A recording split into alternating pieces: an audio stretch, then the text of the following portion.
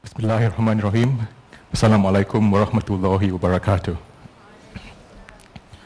Good morning, ladies and gentlemen. On behalf of the Convention Steering Committee and the Association of Muslim Professionals, I thank you for being part of this third convention. Like Asmun mentioned, this is a culmination of the work of more than 300 people. And what's important for us is that this was a deliberately grounds-up approach as we look to embark on introducing strategies to improve the Malay Muslims community's lot in Singapore. And so this convention is a forward planning exercise. We seek to introduce a 10-year plan for the community, covering the 6 different areas that correspond to the 6 different panels that have been mentioned by Azmun today. You have in your package a copy of the convention journal, which really sets out in greater detail the issues that I will raise in my presentation this morning. This is the agenda that I propose to take you through in the next hour or so. I will first touch on the landscape that the community is in. And then I will spend some time looking at the key gaps or issues that we must confront as a community. And these are the gaps between the community and the rest of the other communities in Singapore. I'll then dig into the specific key issues in the 6 different areas that correspond to the 6 panels, namely demographics and immigration, leadership, civil society and young professionals, social issues, education, religion, economics. And then I will then talk about the convention theme and present to you the strategies that we are proposing today at a high level before you go to your respective panel breakout sessions and talk about these strategies in some detail. Ladies and gentlemen, what is the landscape that the community is in right now? In a Singapore that's full of promise, but yet is extremely competitive, is this the dawn of a new hope for the community, or do we plunge deep into darkness? It has been an uphill climb for the community over the last 2 or 3 decades. The community started on a back foot at the starting line, and we were playing catch-up. And in some respects, we are still playing catch-up. But the community can take pride in its achievements. For instance, we see better educational attainment for our students. We see better socio-economic standing with increased household income. The community enjoys a better quality of life. We have reduced our divorce rates and the rates of, or the incidences of minor marriages. We have formed the Collective Leadership Forum about 10 years ago as a way to coordinate community leadership. AMP is part of the CLF and is supportive of its pursuits. And we see a myriad of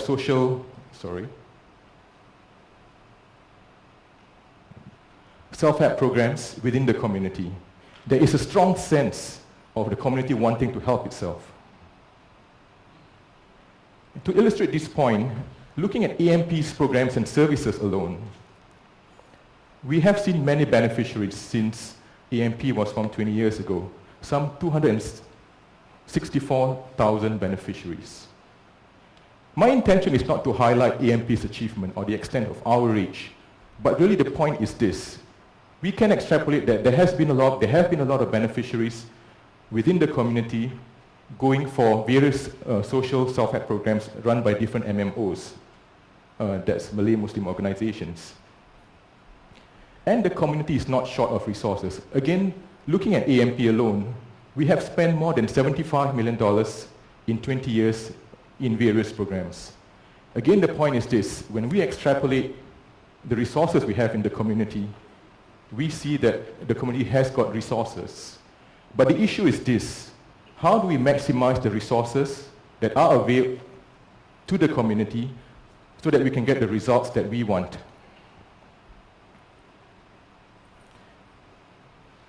When we talk about the achievements of the community, I think it is important to look at 2 dimensions, whether it pertains to absolute performance or relative performance. It is fair to say that the community has performed better than it did 10, 20, 30 years ago. And that's the term that I like to use for this is absolute performance. However, when we look at the gaps between the community and the other Singaporean communities, that is where it gets a bit worrying. And we are talking about relative performance. And our assertion is that relative performance is the more important metric in an extremely competitive environment that is Singapore. I'm using the Formula One analogy only because I'm a Formula One fan. So it matters not that you have a Formula One car, but you're not up to the mark.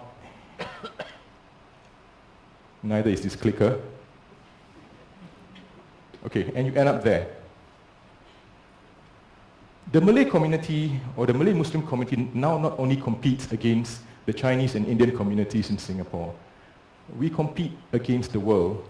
With globalization, we compete, or our Muslim students compete with foreign students for admission to schools, for scholarships, admission to universities.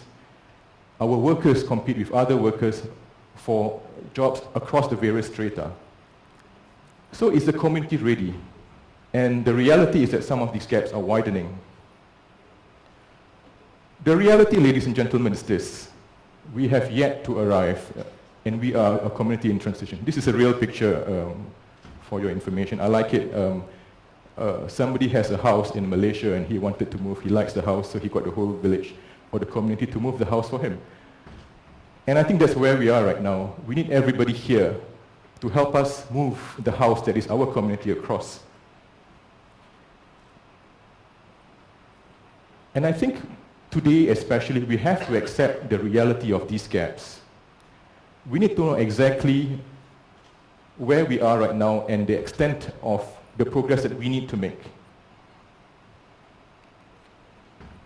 And for those of you who think our MRT is breaking down just a little tad too often, take heart, the London subway still wins. But its contribution to the world is this famous tagline, minding the gap. And I think we need to mind the gaps that exist between the Malay Muslim community and the other communities in Singapore. I'll now touch on the 6 different areas that correspond to the 6 different panels. Before I go into further detail, let me just say this. It will not be a pleasant presentation, but let us take this in the spirit of being honest of where we are and knowing what we need to do. Looking at demographics and immigration, and this really relates to the recommendations of the Muslim Expatriates panel. I think the community has been quiet in not addressing some very important issues relating to demographics and immigration. What are these issues? The starting point is this, and this is something that you hear quite often, that Singaporeans are not replacing ourselves. And that's really the oft-cited reason for the state's immigration policy. Now, if you look at the center row, total fertility rate, or TFR for short, the magic number for TFR is 2.1, I think. And that's the rate of the number of offsprings that a person produces. So you need at least 2 to make up or to maintain the same level of population. So as you can see, in Singapore, we have a declining TFR from 1980 onwards, which is a TFR of 1.82. We are not replacing ourselves. Now let's look at Malay Muslim representation in the Singapore society. Here we see also a declining percentage. If you can focus your minds on the red boxes. We now stand at 13.4 of the Singapore resident population, and this has declined from 13.9 in 2000. This is largely because of immigration policies. But looking at the community per se, and let's forget immigration for 1 second, we find that the TFR for the Malay Muslim community is one where we are not replacing ourselves. From 2007 onwards, we see the TFR of below 2, and what's also worrying is that the rate of the TFR is declining. Now, what does this mean for the community?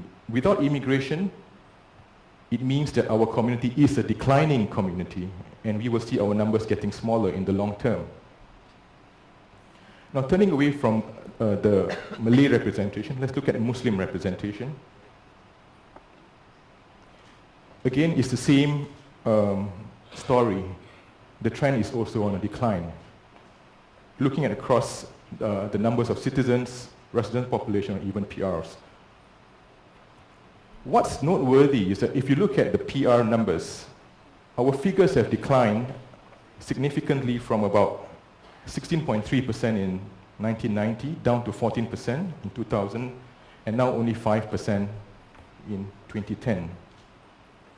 What can we infer from this? I think we can infer that the way that the immigration policy is being implemented is designed to make for shortfall in certain communities that have lower TFRs than the Malay Muslim population. Now this slide shows that immigration is a given. It will happen, and the numbers show this.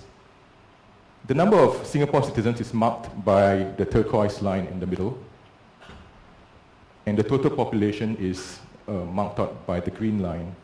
So you can see that the gap between the total population and Singapore citizens is increasing, meaning that that's where immigrants come in. Now, what does all this mean for the Malay Muslim community? So what that there are more immigrants coming in? So what if our percentage representation is decreasing?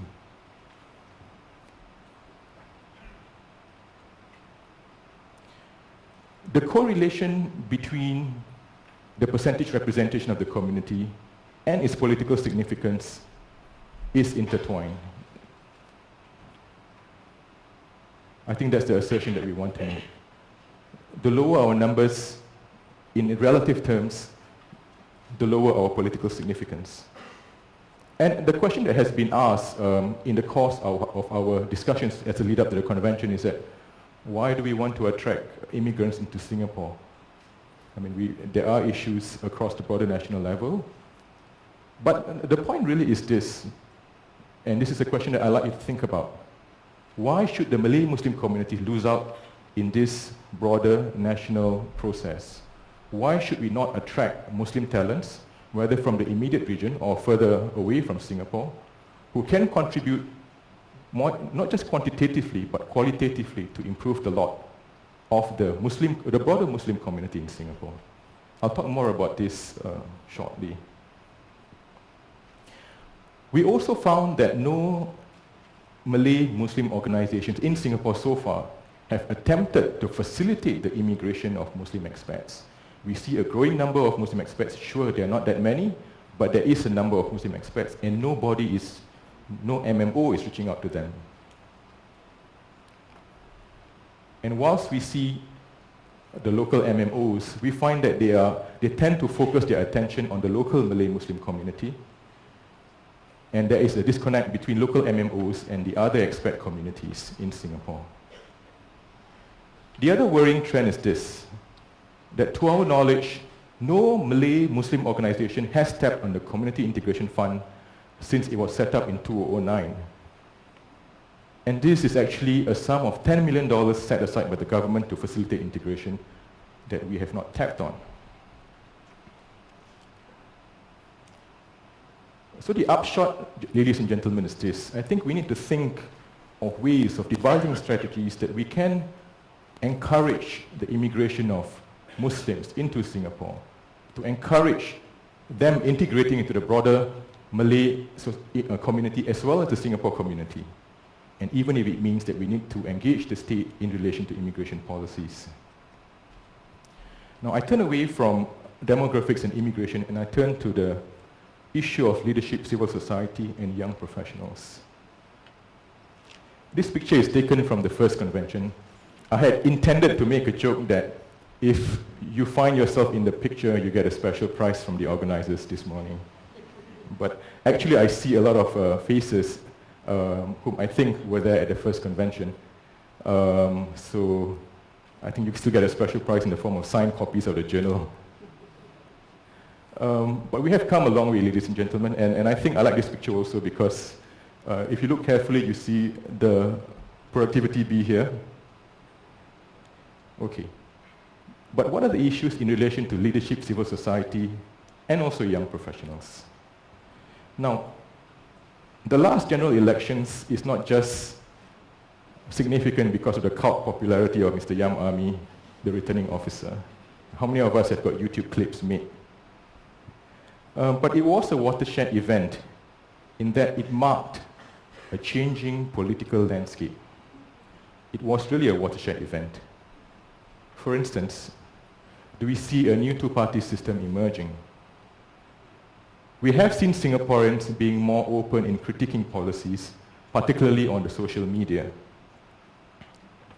What is the role of civil society in this new and evolving landscape? Is there space for civil society to grow? Will the state allow or even encourage the diversity of views that Singaporeans seem to want? Moving across to the community, is there space to think about community issues in a different way? Is there space to think of community issues as not just Malay Muslim-centric issues, but really as national issues? I'll touch about this in a while. And significantly, I think one of the assets that we may not have tapped enough is our very large youth base. How can we tap on them, empower them, excite them about coming to the community, and tap on this resource as potentially new leaders for the community? The current paradigm, ladies and gentlemen, is that when you talk about the educational problem or problem of dysfunctional families within the community, this seems to be characterized as Malay problems. The practical implication is this: the MMOs find themselves carrying the burden of addressing these issues, these so-called community issues. And the issue is this: MMOs may not have the resources or expertise to fully deal with these complex issues which are intertwined. For instance, an education issue is not just an education issue. It is linked to the socio-economic well-being of the family.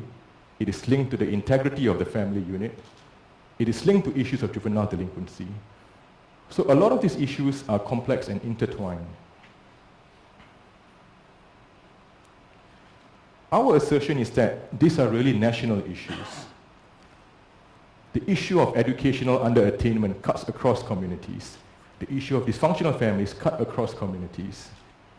And it is the interest of the state to ensure that no community lags behind, even in this competitive environment in Singapore. So we suggest that the state could play a strategic leadership role. Let's address these issues as national issues. MMOs still have a very important role to play as outreach agents to deliver social services. They have roles to play as giving important feedback from the ground to the state.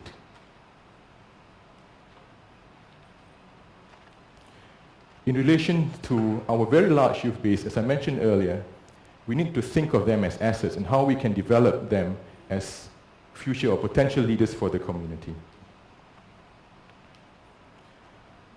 Now let's move across to social issues. I apologize for the depressing picture, but that's the reality of the state of the community that we have right now. This is a picture of a homeless family in Singapore.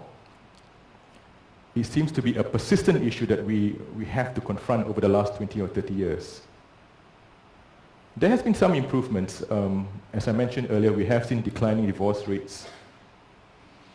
But at 39.3%, it's still a very high number. 4 out of every 10 marriages end up in a divorce. And this is higher than the national average of 30%, which is also quite high.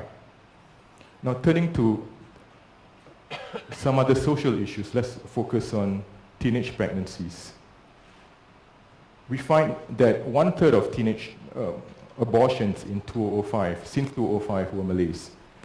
The only published data we have is up to 2005, so we apologize for that, but that's the best that we could get access to. But anecdotally, we do know that this is a problem that is still alive. Malay teen births also account for more than 50% of all teen births in Singapore, and the proportions of births registered by single Malay mothers has in fact risen. When we look at minor marriages and teenage births, it is heartening to see that the rates have actually declined. But the blue line, and that's the Malay Muslim line, is still higher than the other communities, and that's something that we don't want to be, we don't want to see actually. We have the highest rates of single-parent families, which is about 7%, that's 70 out of 1,000. And this, ladies and gentlemen, is really a metric of dysfunctionality, so it's something that we need to be concerned about.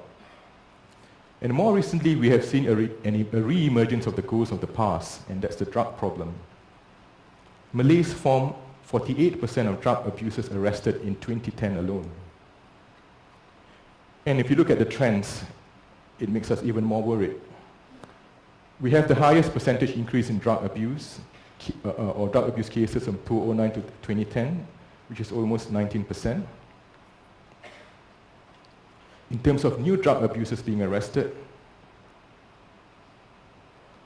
the Malay line also is overrepresented.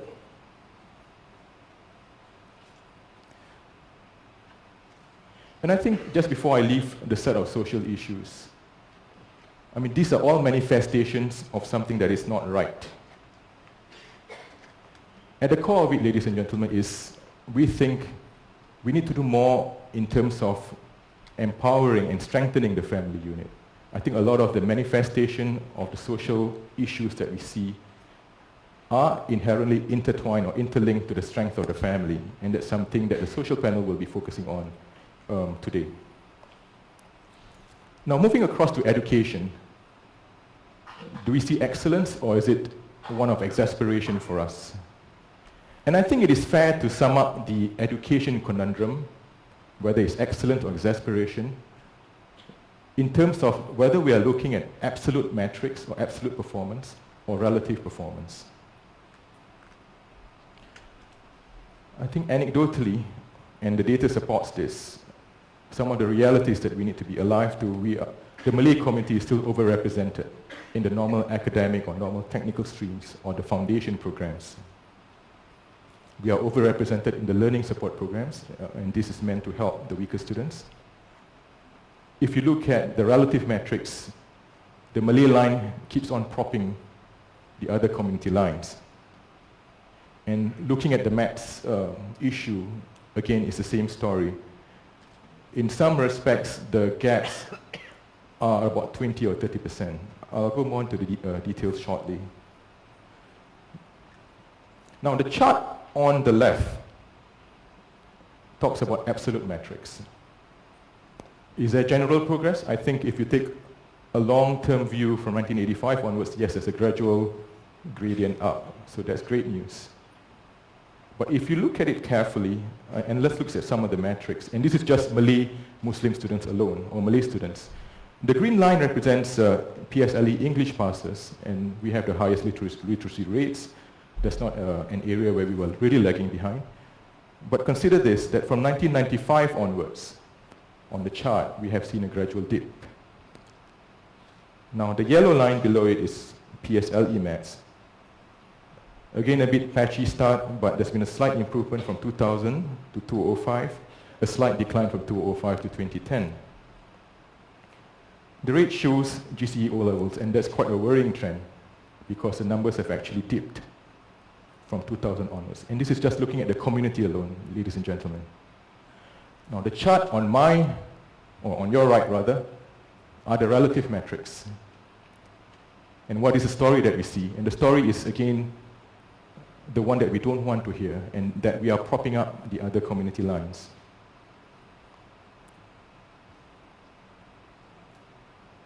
Turning to mathematics, as I mentioned earlier, the gaps at PSLE. PSLE is on your left. It's probably about 20% from the green line, which is the line for Chinese students. And on your right, those are the metrics at the GCE O-levels. Again, the gap is quite large, probably about 30%. Now, when we look at our results beyond A-levels, to me and to us at the education panel, that's when it gets really worrying. In 2010, only 5.1% of Malay Muslim students make it to university, against the national benchmark of 22.8. And this is the part of the research that we have commissioned Professor Chantakumar to do based on, again, nationally available data. So this is a very significant gap. And what's also worrying is this, that since 2005, we have not really made very good progress. We have, the figures have really been plateauing. What does all this mean for the community? When you consider that the state of the economy right now demands a highly educated workforce, this does not bode very well for the community. Yes, we have more students in the polytechnics, but we need to make the leap to produce more graduates to close the gaps with the other communities.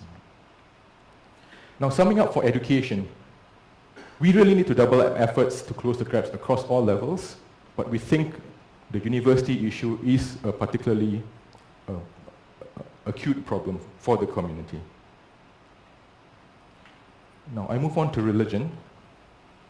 And if you look at what's been happening over the last 10 years or so, one important event was 9/11. And this drew attention to Muslims globally. Muslims and Islam came under scrutiny, oftentimes unfairly. We saw the ugly head of Islamophobia rearing its head. We saw further dissection or labeling of Muslims, whether you fall into the moderate bucket, the fundamentalist bucket, extremists, etc. Labels which probably do more harm than good. Now, over in Singapore, Islam again came under the spotlight in light of the Jama'ah Islamiyah arrest. I think here the government should be commended for taking a very proactive role in managing a very sensitive issue. We see interfaith dialogues being launched, where one could argue whether they go deep enough, but there's been something that's been done. We see IRCCs being formed as a way to foster integration. Now, in relation to religion, we would like to share with you the findings of a perception survey done by Black Box. And I think the findings of the survey show that there is a disconnect, or there could be a disconnect between asatizas and youths. I think more than 1/3, that's 37%, felt that asatizas are not connected with youths. We also found from our own estimates that a lot of youths do not go for formal religious classes. Our estimates suggest the number could be as high as 70 or even 75% in relation to youths between 10 and 24. So the focus of the religion panel is really on how we can better connect the religion to youths. Don't forget that when we look at the social metrics, we have overrepresentation in terms of teenage pregnancies. I think the other thing that we didn't mention is actually juvenile delinquency, which is also on the rise. And we wonder whether this is because our youth somehow feel disconnected with Islam and lack the core moral ballast to hold them true in this very competitive environment. Now, I'll leave religion and look at economics. Singapore is an economic entity. Right? We even talk about the relationship between the state and Singaporeans as that between the board of directors and shareholders. The metrics for the Malay Muslim community is important because it reflects on the quality of life. In the perception survey that we conducted, we found that the community is concerned about issues of cost of living. Singapore is the the 9th world's most expensive city, and even surpassing London, Frankfurt, and Hong Kong. And this is based on a February 2010 Economist Intelligence Unit survey. We see inflation, rising cost of living, rising cost of housing. But I think apart from the issue of quality of life, where the economics metrics are relevant is that it affects how our students progress educationally. There is data showing a correlation between families with good socioeconomic standing, and these families have students who perform better than, say, the students in the other families which may have got lower economic standing. So there is a direct correlation between economics as well as education. I think also that this would also impact on the other social issues that we see within the community. Gini in a bottle. Okay, the Gini coefficient measures the income gap. It is a function of the highest income earning group against the lowest income earning group in a community. Now, Singapore, according to a UN report in 2009, has a Gini coefficient of 42.5, exceeded only by Hong Kong. We have the second highest Gini coefficient in the world. So we have a society, when measured across the world, that's got the second largest income gap. So we have a widening stratification. You look at the trends, it's actually going up. The coefficient is going up. But what does this all mean for the community again? We find that the community is vulnerable because a lot of Malay Muslim workers are overrepresented in the lower income brackets. And also with foreign workers coming in at that level, it has the effect of depressing wages even more. Our study on income trends for the last 10 years show this. If you are in the top 1 to 2%, the income levels have risen greatly over the last 10 years. No prizes for guessing how represented we are in that segment. We are probably underrepresented. We see hardly any growth or significant growth for the middle income earners, but we see a decline in the bottom 3 deciles. And that's where the community finds itself in. When you look at Malay Muslim household income, the worrying trend in particular is this, that the monthly household income draws a small negative. In 2005, from the data that we have, the average income is 2,830, but the expenditure is 2,844, so this gives rise to a negative balance. Now the trend is worrying because this affects the financial standing of the household. And again, I go back to my earlier point that this has correlation to other areas such as education and social issues.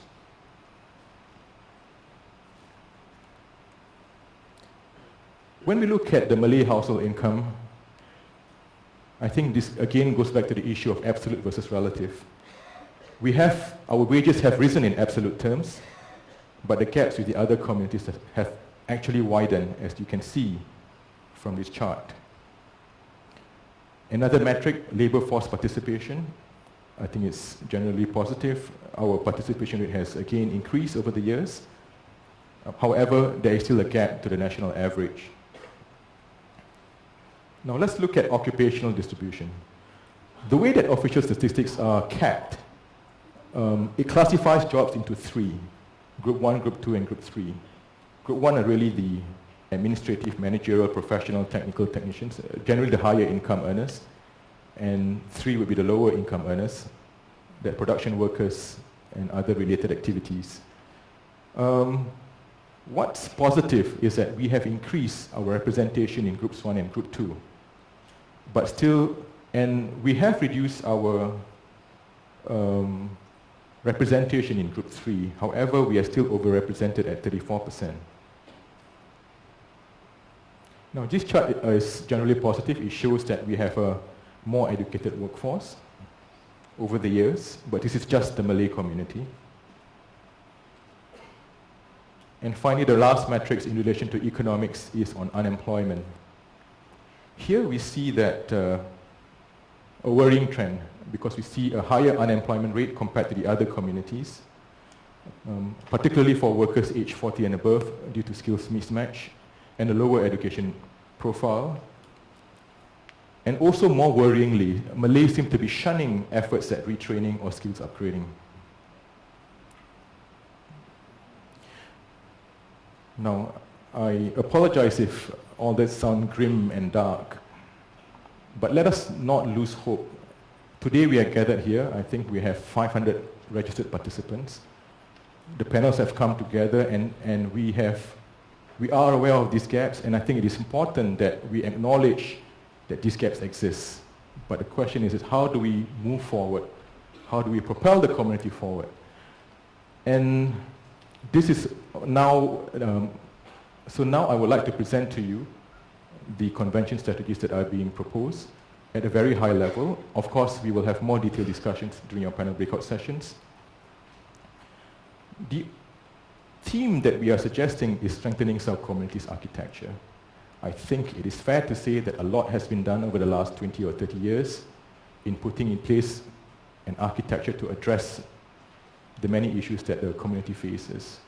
But I think the time has come that we need to strengthen it and think critically of how we can have breakthrough strategies where possible. The panels have looked actually at existing programs run by the community or other national bodies, and we think that the strategies that we are proposing today will not overly duplicate the current efforts. Now let me turn to the first panel, which is the Muslim expatriate panels. And this is particularly exciting for the convention because for the first time we are taking a conscious effort in engaging Muslim expats in Singapore. We are heartened that a lot of Muslim expats have stepped forward to help AMP and the community. The panel is headed by a Muslim expat who's a partner in one of the big accounting firms. He is now a Singapore citizen, so it's a wonderful story of somebody coming from elsewhere and now wanting to contribute positively to the community here. As I mentioned earlier, the issue for the MAX panel is, or in relation to demographics and immigration, you would recall, is that we are losing out in terms of the immigration efforts to attract Muslim talents into Singapore. And so the MAX panel was formed, and it is one of the key strategies is harnessing foreign Muslims, as well as Singaporean Muslims abroad, as engines of growth for a more dynamic community. So it's both quantitative and qualitative. We think it's important to attract talents into Singapore. However, it is not just an issue of just attracting people into Singapore and not integrating them. It is equally important, if not more important, that we integrate Muslim professionals into the broader Muslim community as well as the Singapore community in Singapore. Not forgetting that we see a lot of Singaporean Malay professionals working elsewhere outside Singapore, and that's perfectly fine, so long as we can route them to Singapore. So one of the strategies by the MAX panel is how we can develop an external wing through Singapore Muslims overseas.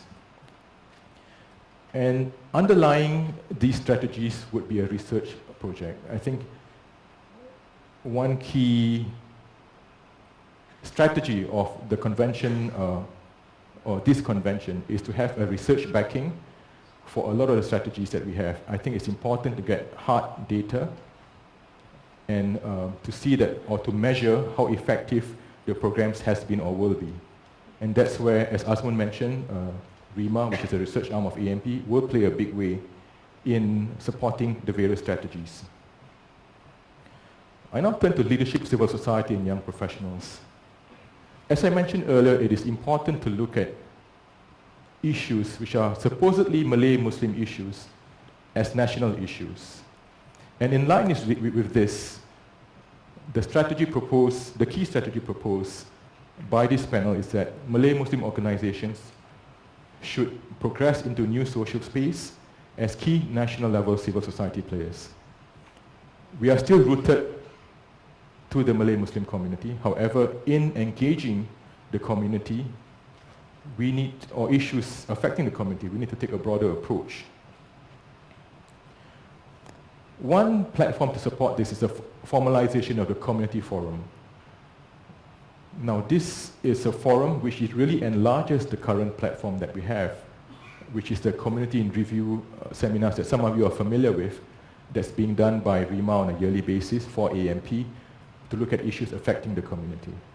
The proposal is now to enlarge this platform in terms of depth and breadth to look at the issues that affect the community. We would have perception surveys being conducted, hard research being done to support the community forum, and COM4, that's the short term for community forum, will also track the strategies that are being rolled out in the course of this convention. Now, in relation to young and emerging professionals, I think it is important for us to tap on this asset base for the community. I'm heartened to see some young faces in the audience today, and I hope that you will stick with us in this journey. The proposition really is to empower, excite young people into serving the community through a process, through a platform, through a network. We will talk more about these details during the panel breakout sessions. In relation to the social issues, we think that one core basic need of the community is to strengthen the families, as I mentioned earlier. So the overarching strategy of the social panel is how we can foster progressive and cohesive families in Singapore. Now, we all go to school to get your professional qualification to do your jobs, but nobody goes to any parenting school. Are we saying it is less important? Certainly not. I'm a parent, and I can tell you that it's and those of you who are parents will agree with me that it's actually quite a challenge. So we think it's important. Nobody has set this up, so I think the social panel has bravely suggested the formation of a parent school.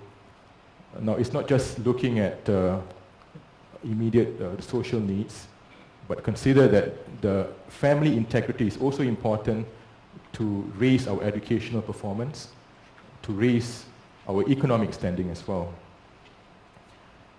Now, the second strategy looks at the formation of a social service specialist center or social action institute, if you like. We find that there is a shortage of social action workers or Malay social action workers, well, generally social action workers in Singapore.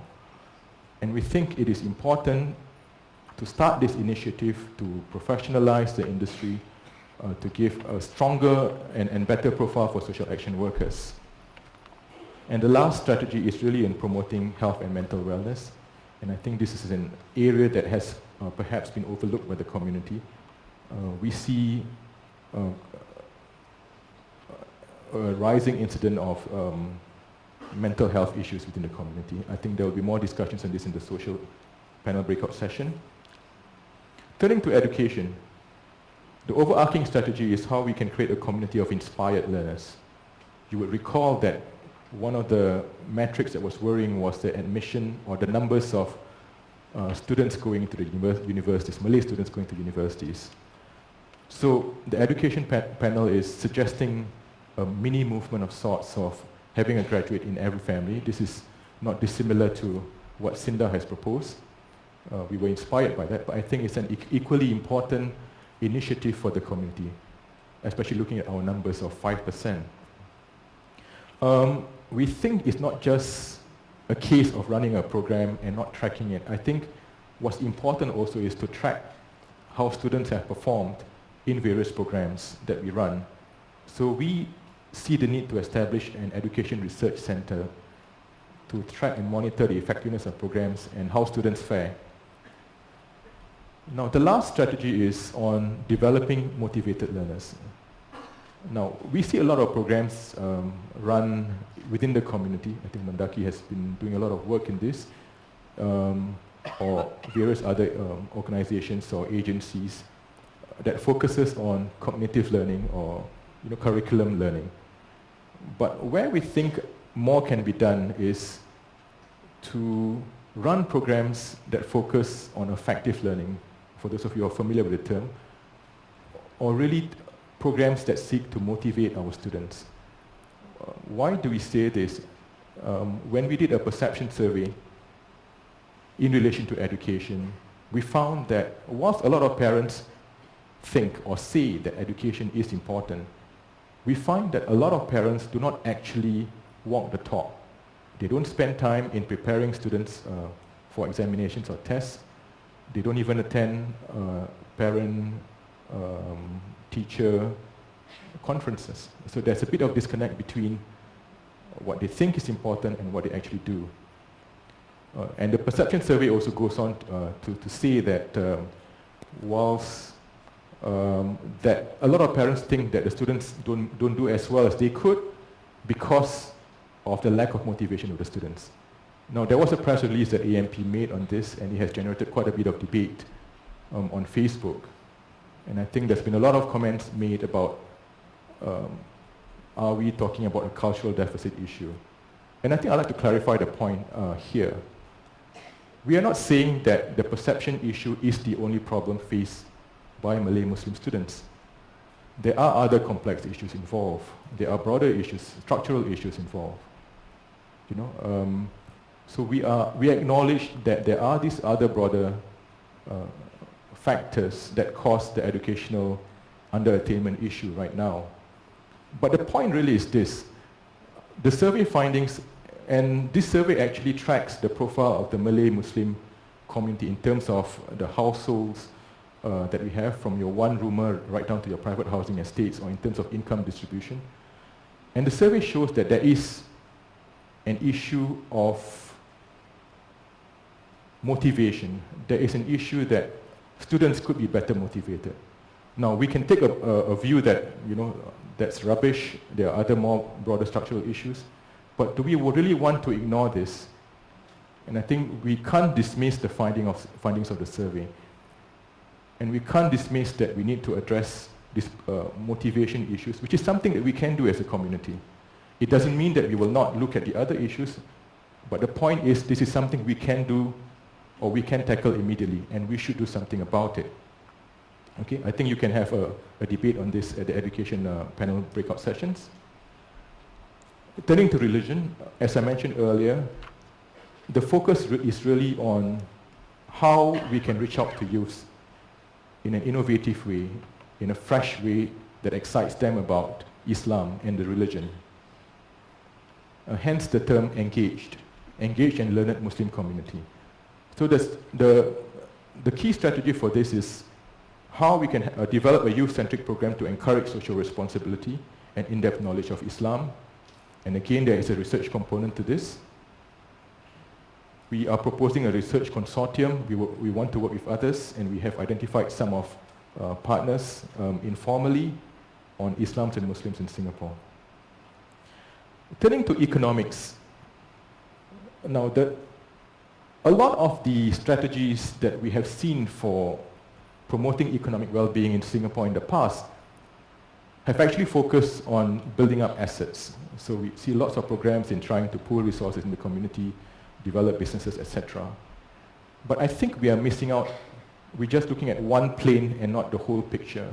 Now, those of us who are familiar with financial statements and accounting know that when you look at the net worth, you're looking at assets and liabilities.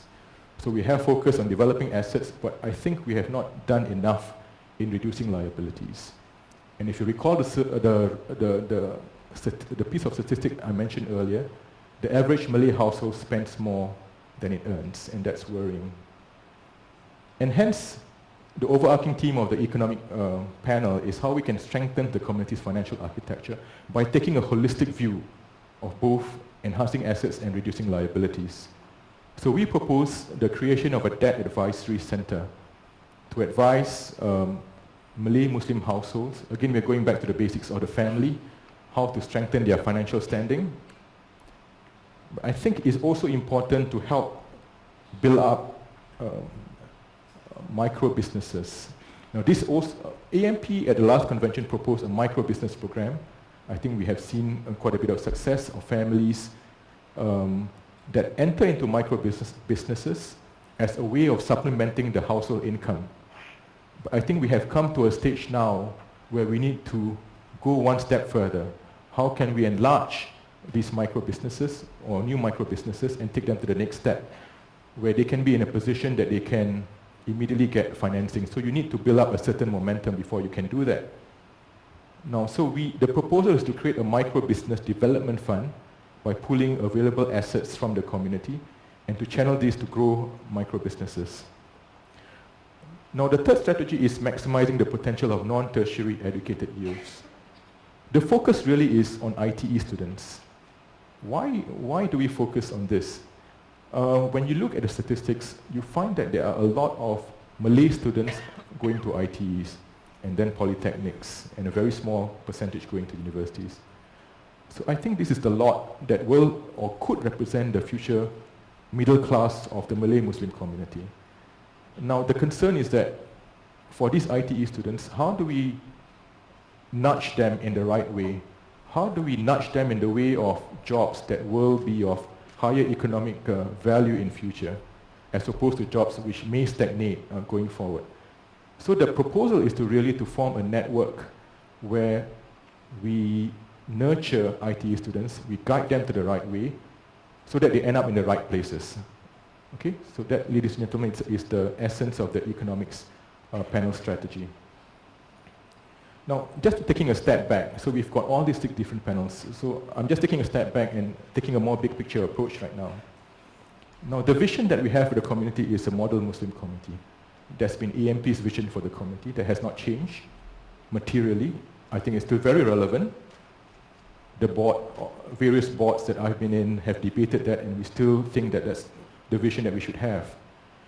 Now, this convention, to the 6 pillars and to the theme of strengthening the community's architecture, helps support the community to achieve that vision. Now, in the course of this convention, we have engaged 2 independent studies, the first being a perception study by Black Box.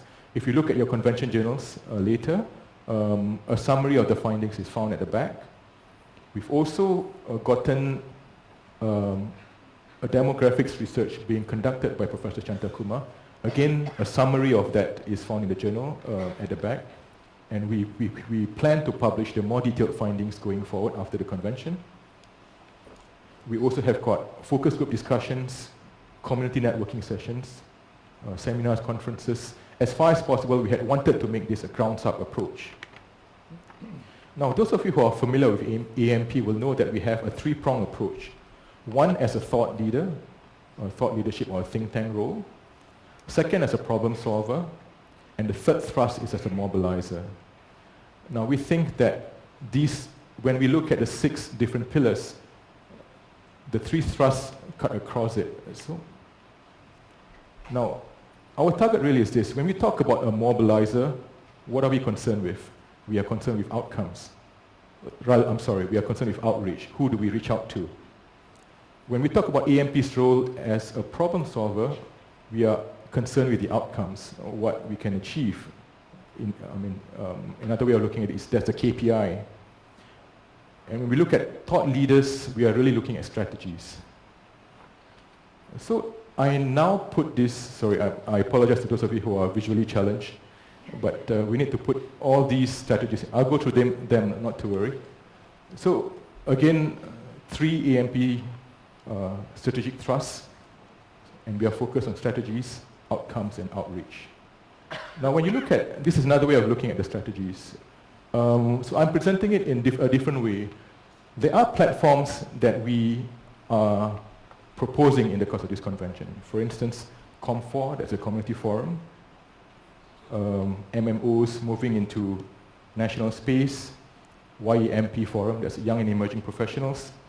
The MAX is really a platform, Muslim expatriates.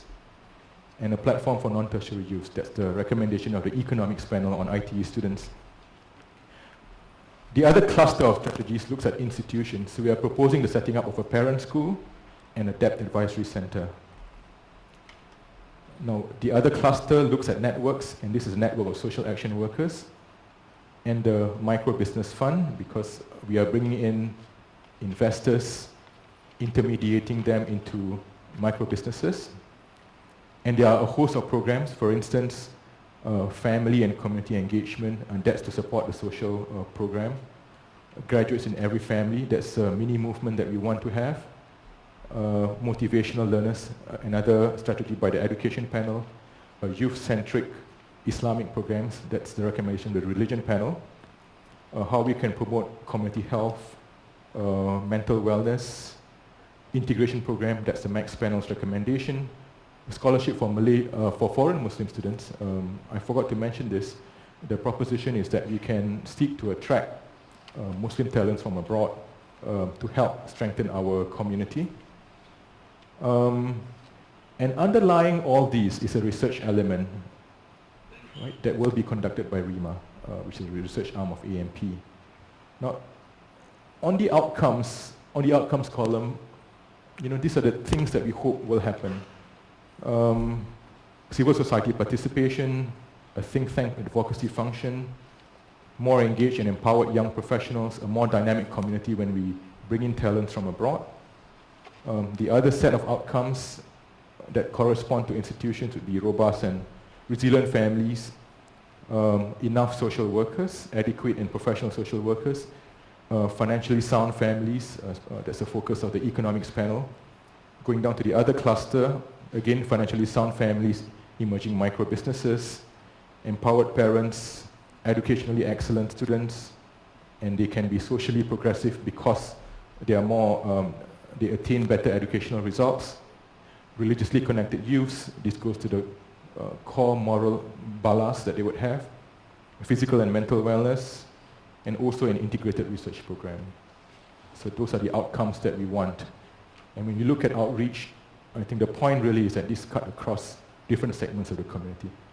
Now the other way of looking at this is when you look at individual strategies, you will find multiple outcomes and multiple outreach. I'm not going to go through this in detail, you can see it for yourself. COM4, those are the outcomes that we have and the outreach. The next one, MMOs moving to national space. The YEMP forum. MAX.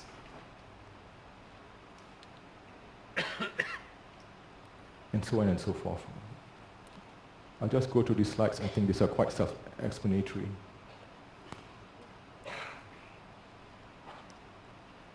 I think when we are mapping these strategies, we are looking at how the dots connect across different panels and different segments of the community or different sets of issues.